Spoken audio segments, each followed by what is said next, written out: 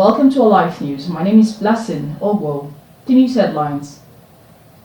Federal government declares Friday and Monday as public holidays.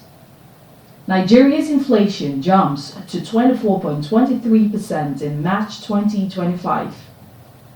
Lagos Assembly calls for full enforcement of tenancy law. The news in details.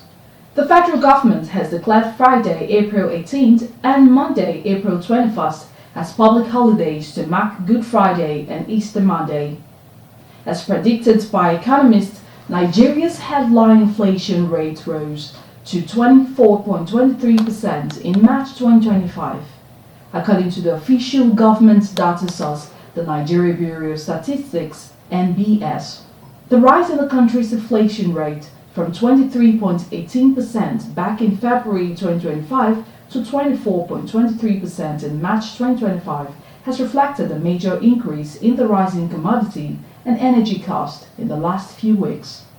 According to the March 2025 Consumer Price Index (CPI) report, which measures the inflation rate released by the government agency on Tuesday, the country's full inflation rate was 21.79% year-on-year in March 2025.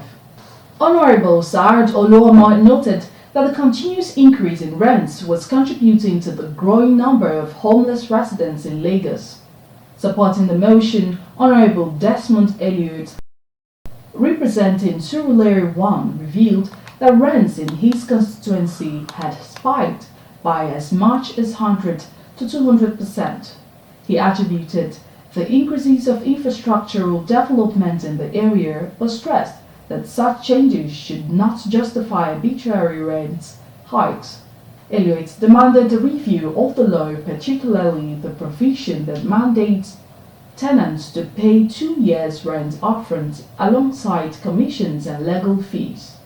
Honorable Aro Mashood faulted landlords who impose new rent figures without considering tenants' income levels or issuing prior notice as stipulated by the law.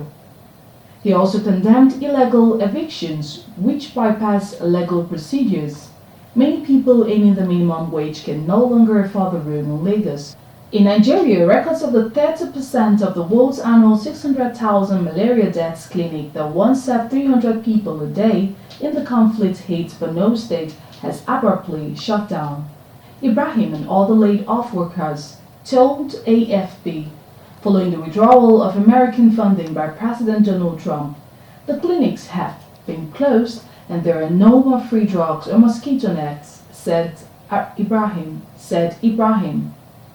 The sudden dismantling of U.S. aid, the country's main foreign development arm, is unraveling healthcare systems across Africa that were built from a complicated web of national health ministries, the private sector, non-profits and foreign aid. As the effects of the cuts compound, the resulting damage and deaths are unlikely to end anytime soon. Malaria cases will peak around the end of the rainy season, while threatened American cuts to global vaccine funding will likely be felt later in the year.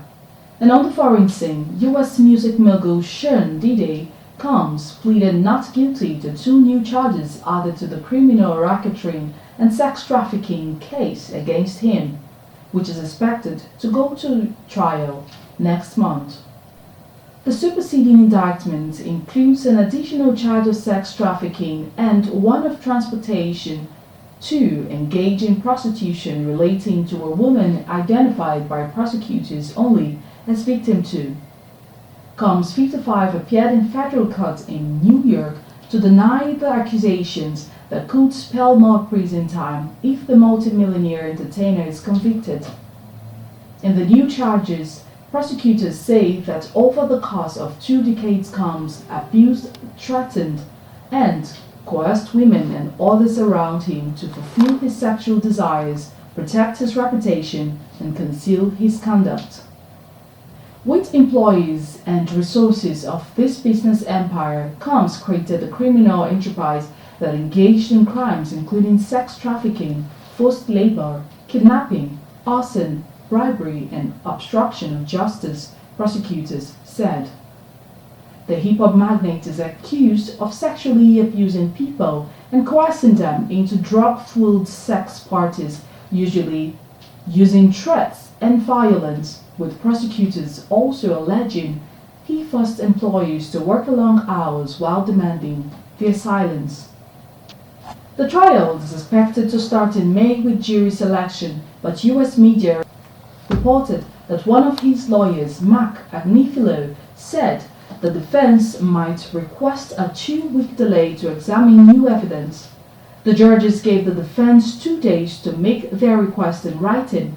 Public allegations have been building against the Grammy winner since late 2023, when singer Cassie, whose real name is Cassandra Ventura, alleged Combs subjected her to more than a decade of coercion by physical force and drugs, as well as a 2018 rape.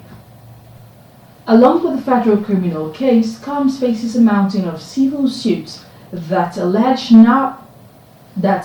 harrowing abuse by the artist with assistance. Along with the federal criminal case, Combs faces a mountain of civil suits that allege harrowing abuse by the artist with assistance from a loyal network of employees and associates.